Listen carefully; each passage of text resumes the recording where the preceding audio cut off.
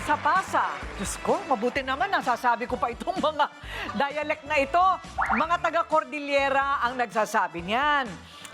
Naapya nga matarok sa mga taga-Cagayan Valley. At good morning sa mga Inglesero at Inglesera dito sa studio at sa iba't ibang panig ng mundo. Ito ang Face to Face with Ate Coring. Handa na ba kayo sa ating kwentuhan, chismisan at kulitan? Magpapamalas ng husay sa taekwondo ang ating Baby Bibo.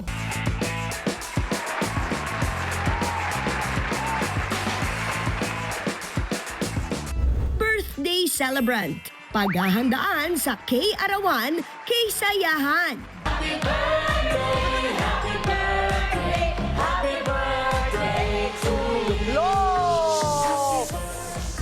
Mainit at maasim na ulam. Mushroom sinigang sa miso. Sa ihain na yan. All these and more sa Face to Face with Ate Coring. Si Laila po, wag niyo na munang hahanapin ha. Missing in action pa rin at nagpapagaling. Get well soon, kumadre. Kaya heto muna ang magdadala ng good vibes sa ating lahat. Ngiti pa lang, ulam na daw. Pag kumindat pa, siguradong busog kayo sa pananghalian. Oh, ang poging tambay ng barangay natin, Ryle Santiago. Good morning mga kamisis, Ate Coring. Fresh mula sa ospital, meron akong chismis galing kay Ate Laila. Nakakapag-chismis pa rin siya kahit na confined sa ospital. Yung isa niyang kamay yung nagte-text. O ano naman ang nasagap niya? Ang sabi po ni Ate Laila, isang new generation love team. Ang hindi pa umaangat ay medyo kinakabahan na. Kasi may personal romance si girl.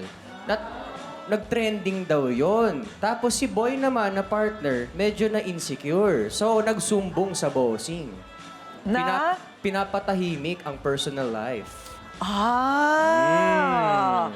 Yon ang problema pag love team pero hindi naman pala totoo. Kasi hindi naman daw talaga bet ni guy si girl. Ayun, ako maraming ganyan. Buti na lang po hindi sinabi sa akin yung pangalan ni Ate Laila kasi baka nasabi ko din po. Oo nga, wala man lang initial. Walang binigay. Talaga ba? Sino kaya yun? Marami-rami sila ngayon eh, di ba? Hindi ko na nga kilala yung iba. O ito, si Pera Godmother naglibot muna sa Makati para matagpuan ng super volunteer na deserve daw mabiyayaan ng 5K for you.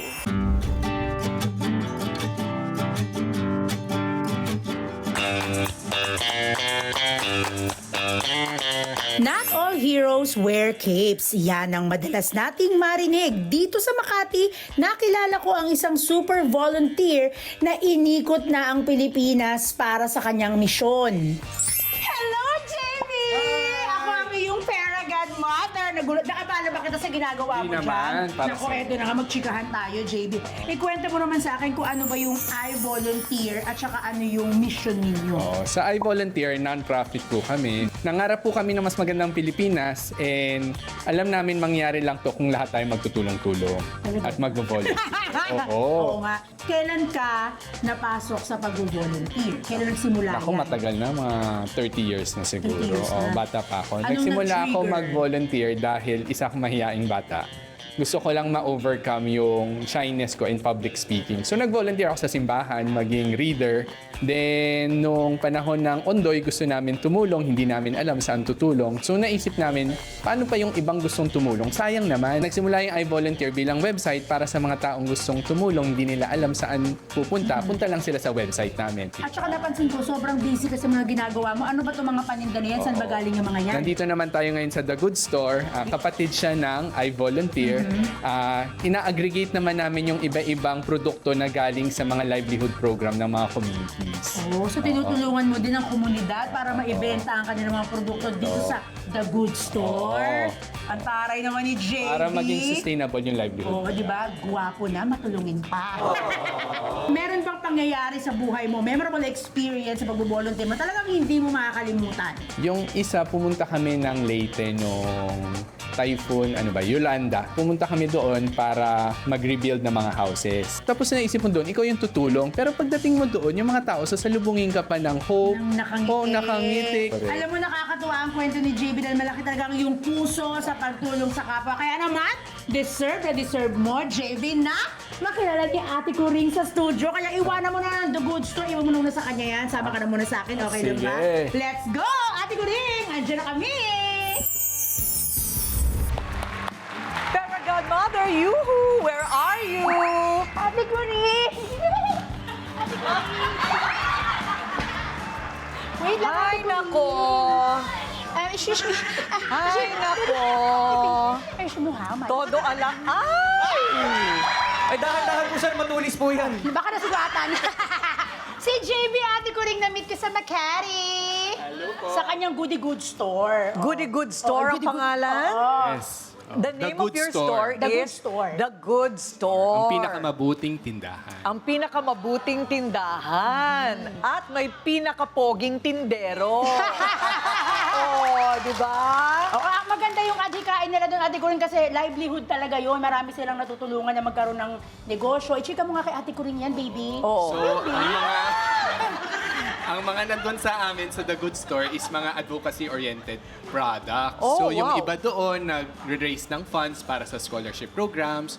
Yung iba gawa ng mga people with disability. Yung iba nagdo-donate sa cancer patients. Wow.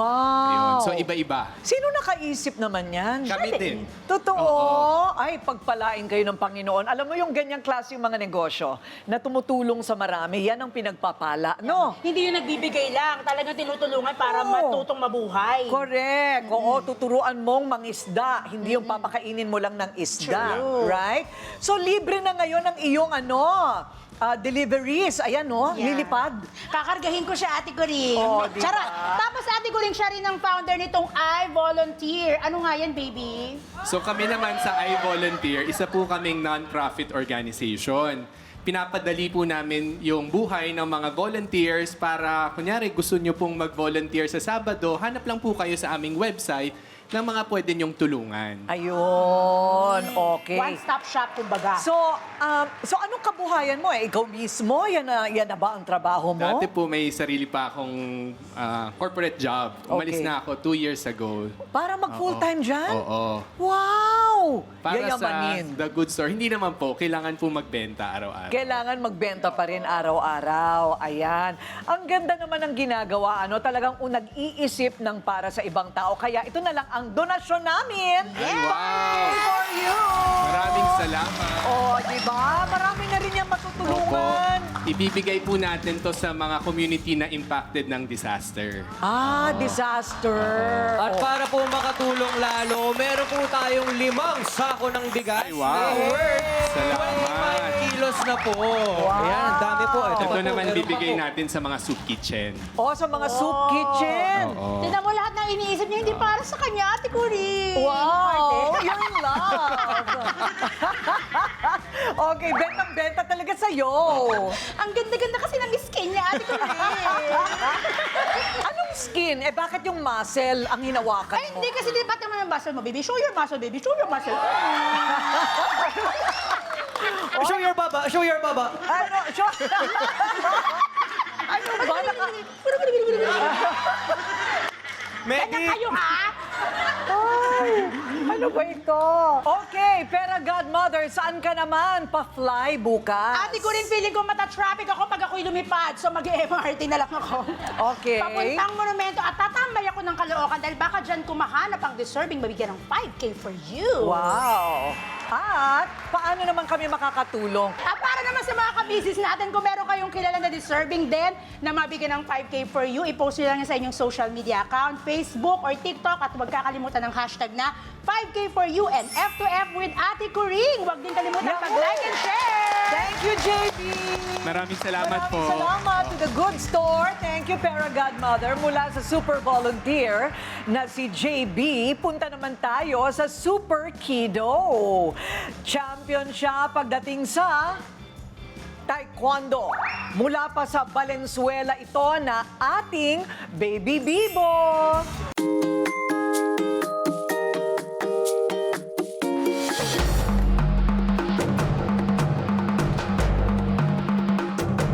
Kilalanin si Cyrus, ang batang unting-unting umaariba sa larangan ng Taekwondo. Mula sa simpleng pagsasanay para sa self-defense, ngayon humahakot na siya ng mga medalya at kinikilala sa mga kompetisyon. Si Cyrus, mabilis lang matuto at nakitaan namin ng potensyal hindi lang sa self-defense kundi sa mga kompetisyon. Gusto ko pong matuto ng taekwondo para maprotektahan ko sarili ko. Ngayon po, masaya na po ako dahil lagi po ako nananalo sa mga competitions.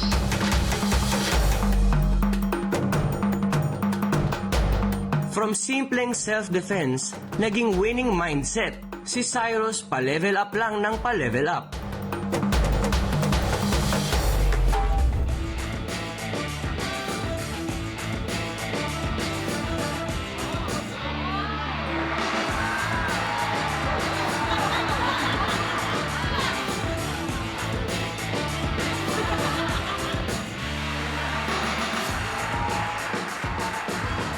Wow!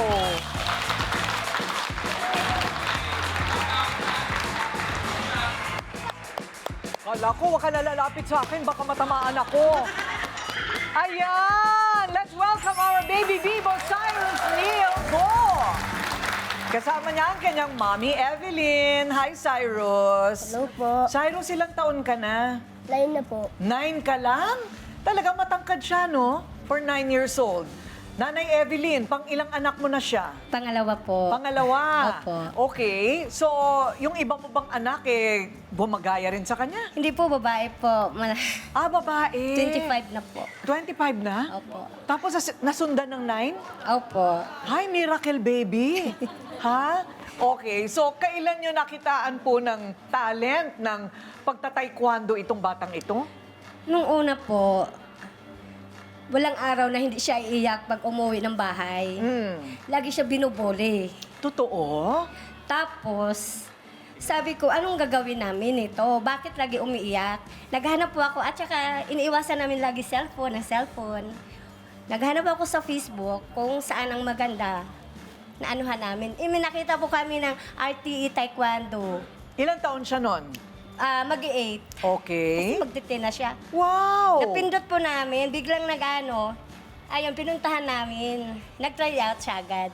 So, Cyrus, nakita mo na gusto mo yung taekwondo, agad-agad. Alam mo na kagad na gusto mong matutunan yon? Opo. Talaga? Opo. Ang dami mong medal. Pakita naman ang napakaraming medal na ito. Ha? At malalaman natin kung paano nakuha lahat ni Cyrus yan sa aming pagbabalik. Ang dami, oh. Gusto pa daw niya mag-exhibition. Tinatanong ko, ano bang pagkakaiba ng karate sa taekwondo? Anong pagkakaiba, Cyrus? Yung karate po kasi, meron po kasing sipa sa dito po. Oo. At saka may dito at saka dito po. Yung taekwondo naman po, dito at saka dito lang. Ah, ganun. Pwede ulo, tamaan, Cyrus? Ulo? Yung baba, pwede. Okay, so ano ang natututunan mo sa pagtataekwondo? Disiplina. Opo. 'Di ba? Disiplina. Ano pa? Magalang. Magalang po. Paggalang. Ah, totoo? Okay. At syempre yung yung kapag galit ka, 'di ba? Napipigilan nyo yung galit. 'Di ba no, Nanay Evelyn? Opo. Ganon talaga ang discipline ng taekwondo. Opo. Ayun, okay. Kapag po ba, for example, may ginawa po si Cyrus sa bahay na hindi niyo po nagustuhan, papagalitan niyo, gumagano siya, bablock. Hindi mo mapalo-palo. Kasi Itong dami mo ng medal, ilang oras sa isang araw ka mag-practice? 7 days po talaga ang training niya. 7 days every day? Opo. Ganon? Opo. Meron siyang coach? May trainer siya, may coach? May coach po. Ah, may coach. Okay. So, yung pag-aaral mo, tuloy-tuloy naman. Honor po siya. Honor student. Honor student pa!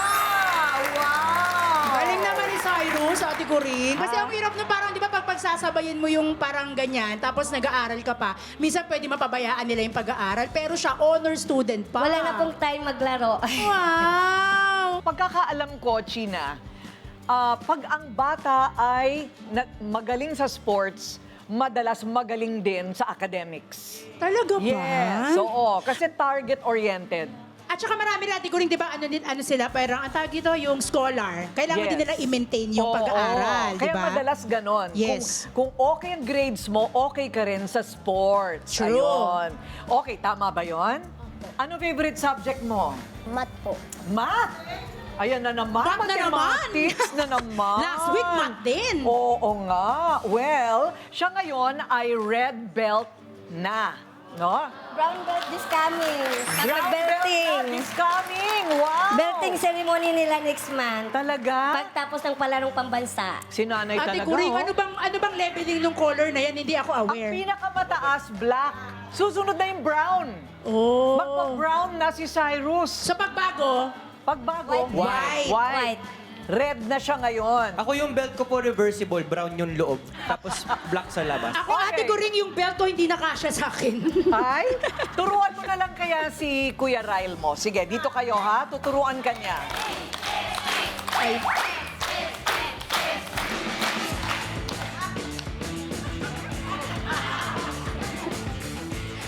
Tamaan mo, Cyrus, ha?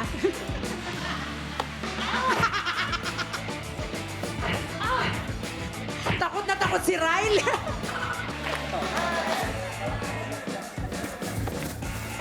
Oh, baliktad naman. Ryle! Kaya ba? Ryle, dahan-dahan, baka tamaan yung bata, ha? Ang haba ng paa mo.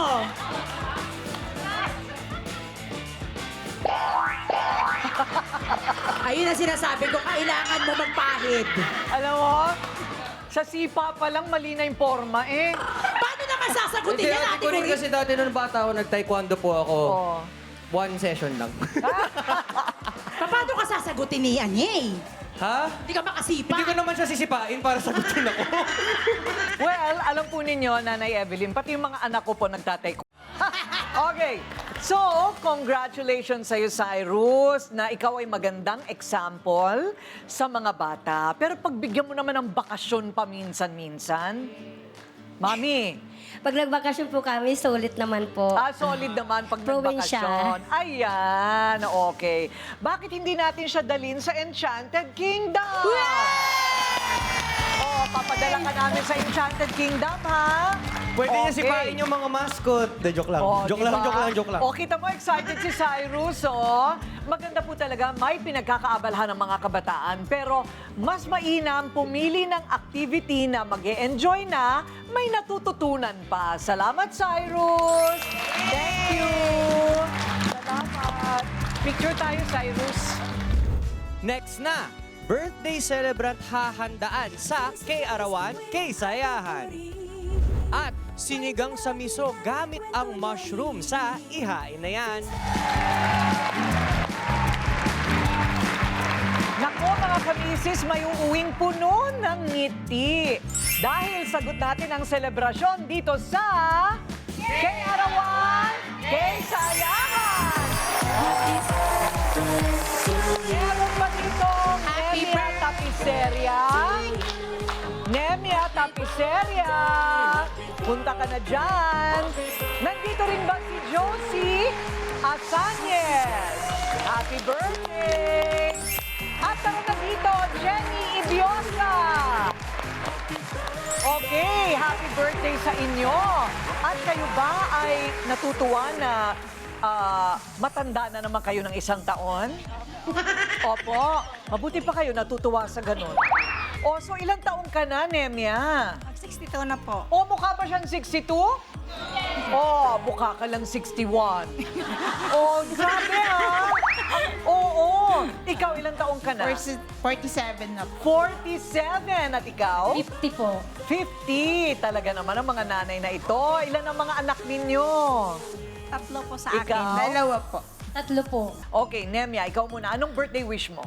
Birthday wish ko ay kasi yung 2 anak ko may mga kanya-kanyang pamilya na. Kaya yung wish ko sana habang buhay silang maging masaya sa buong pamilya nila. Oh, wow. Oo, nakala ko sana naman abutan ako ng sustento. Hindi naman. Hindi naman. Hindi naman. Konti lang. Okay. Ikaw naman, anong wish mo? Ako naman po, Gusto ko po may negosyo na sari-sari store po, ma'am. Uy, mangyayari yan. Basta paniwalaan mo, magkakasari-sari store ka. Ayan. At ikaw naman? Ang wish ko lang po, ate ko rin, papasalamat po ko sa Diyos na umabot ako ng 50 years old. Tapos po, sana po makabalik po ako uli sa bansa na napuntahan ko po dati. Which is? In Oman po. Oman. Opo. Bakit gusto mo mag-OFW ulit? Opo. Ayun, kasi magulo ngayon doon, ano? Opo, kasi po para po sa anak ko, grade 11 na po sa pag-aaral niya po. Ay, hari nawa, matapos na ang gera, sa gitnang silangan, makabalik na doon ang mga OFW kasi sayang yung nawalang kita. No, Jenny, di ba? Opo. O, tumayo na kayo kasi walang birthday na kumpleto kung walang birthday cake! Happy birthday to you! Happy birthday, happy birthday, happy birthday to you! Happy birthday to you! Happy birthday to you! Happy birthday, happy birthday, happy birthday to you! Happy birthday to you!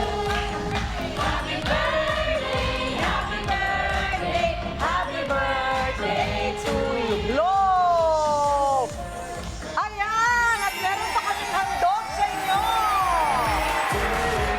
Mula sa Face to Face with Ate Coring, ayan na, meron po silang tigisang rice cooker. Wow! Ate Coring, kailangan ko po tandaan talaga yung Eternity Fresh Flowers mula sa Dangwa bilang manliligaw. Parang dyan na ako kukuha ng mga bulaklak. Ang gaganda naman talaga Opo. ng bulaklak. Thank you po. Happy birthday! At mula sa buong Face to Face with Ate Coring, maligayang kaarawan sa ating mga celebrant. Siyempre, abangan ang mas marami pang surprise dito sa K-Arawan, K-Sayahan! Kailangan niya itago niyo. Happy birthday, happy birthday, happy birthday to you. Sinigang sa miso pero ang gamit ay mushroom. Ituturo na yan sa Ihain na Yan.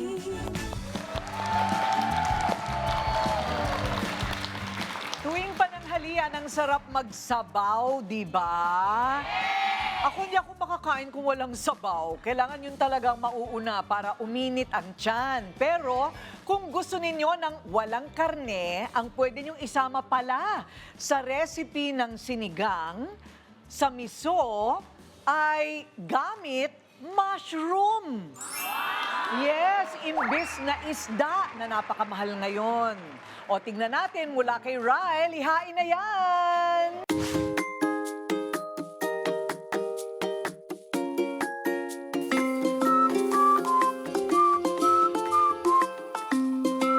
Okay mga kamisis, andito pa rin po tayo sa Cosmic sa Poblasyon at kasama ko pa rin si Chef Del. Chef, bati ka Hello naman. mga kamisis. Okay, Chef, may palaro ako sa iyo ngayon. Ano yan? So, magpaparamihan tayo ng klase ng sinigang. Okay. Okay, simulan ko na. Sinigang na baboy. Sinigang na sa bayabas. Sinigang na salmon. Sinigang na bangus. Sinigang na shrimp. Sinigang na salmon. Nasabi ko na. Hindi, pero Chef, kulang pa. Meron pa tayong sinigang na mushroom sa miso. Yun.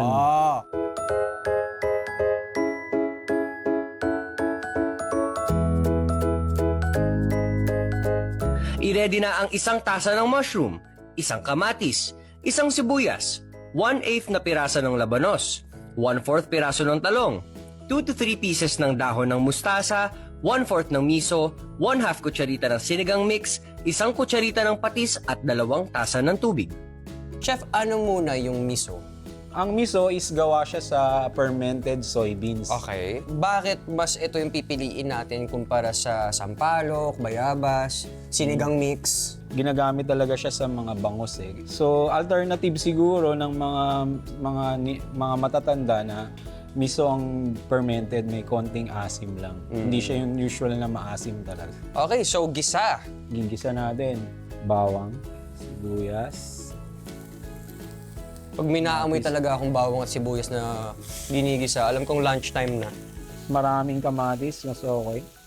Gusto ko yun kapag may kamatis yung sinigang. Hindi kasi lahat naglalagay, no?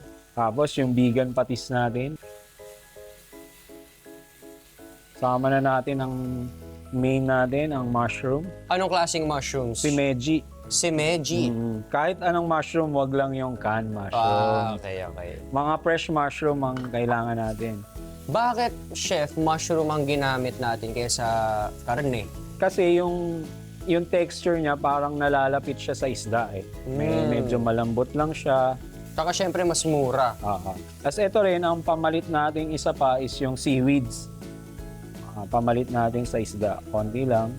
Dried seaweeds. Dried seaweed. Yung miso pala, yung kitchen discarte natin, i-dissolve natin yung miso sa tubig. Konti lang. Konti lang.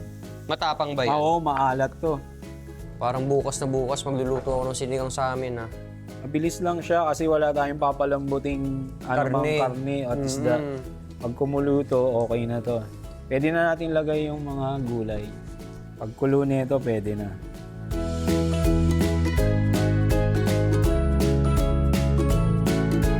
Okay mga kamisis, so magpe-plating na tayo. Pero bago tayo mag-plating, tatanong ko lang kay Chef. Kasi ilang araw ko na siyang kasama. Chef, yung mga usual na nakakasama ko kasi nagluluto, yung mga nanay, lagi sila nagluluto nakapamewang. Ikaw, this whole week, hindi kita nakitang nakapamewang. Siguro ang mga kamisis natin pag naluluto, parang chill lang sila sa bahay. Kasi kami pag sa restaurant, bawal kaming chill-chill eh. Ang mga kamisis natin, chill lang sila sa bahay. Chill lang Wala sila, naman silang hinahabol na order. O, sabaw muna, sabaw.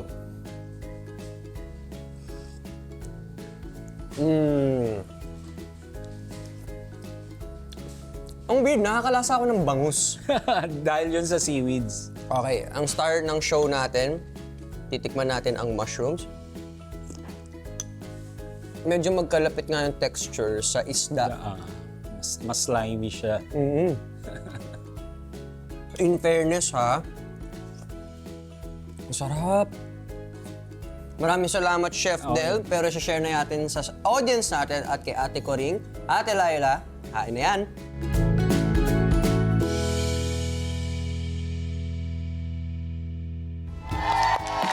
Okay, Ryle. Patikim naman kami ng sinigang sa miso na may mushroom. Here you go. Ayun. Ay, wow. Ate ko ring Ayun. mushroom ang ginamit natin para makatipid, para umiwas sa isda. Oh. Kamusta po ang asim level for you? It's so good. Sobrang sarap. May asim at may anghang. Para kiligin naman po tayo sa asim. Ako, okay na po ako eh. Sa kanya na ako kinikilig. Alam mo, di ba ate ko rin maasim to? So, feeling ko ganito yung itsura ko pag napakuluan ako eh. Sinigang na mangga. Ay, may sinigang nga na watermelon eh. Talaga? Oo. O, wag kayo mag-aaway, sabaw lang yan. Masarap yung combo ng mushroom dito. Kahit anong mushroom naman Uy, daw masarap pwede. siya talaga. Bitin po kayo. Ayan, masarap yan. Cake tsaka sinigang. Patikim ako isa. O hindi po ba nakaka-happy dito sa studio, mga kamikis? Sino kaya ang next sa inyong nanonood dyan na mapupunta dito sa amin? Sa mga nanonood sa bahay, ha, kung gusto nyo maging part ng studio audience namin, iscan mo na ang QR code na nasa screen ngayon. Correct! Scan na at hintayin ang mensahe ng aming staff para sa kumpirmasyon. See you soon, mga kamisis! Kwentuhan bukas. Pinoy Mentalist. Magpapabilib. Item ba na hawak mo? Ito calculated guessing lang to, pwede mo magkamali. Pero based on your response, feeling ko ang item na hawak mo ay ID ba yan? Oh my God! Yes! Oh my God! Okay! Negosyong paghahalaman para sa mga plantitos at plantitas. Ang soil po na ginagamit kapag outdoor is dapat loam soil. So, lagyan nyo ng loam soil po. Pwede natin lagyan ito. May mga soil pa palang Opo, iba. depende po sa plants na ilalagay po natin. Ang nakakatakam na flavored suman. Ang Face to Face with Ate Coring, harapang kwentuhan, usapang walang iwanan.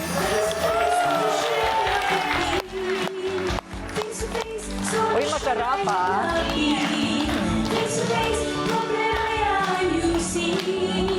Sa tulong ni Ate Coring, face to face.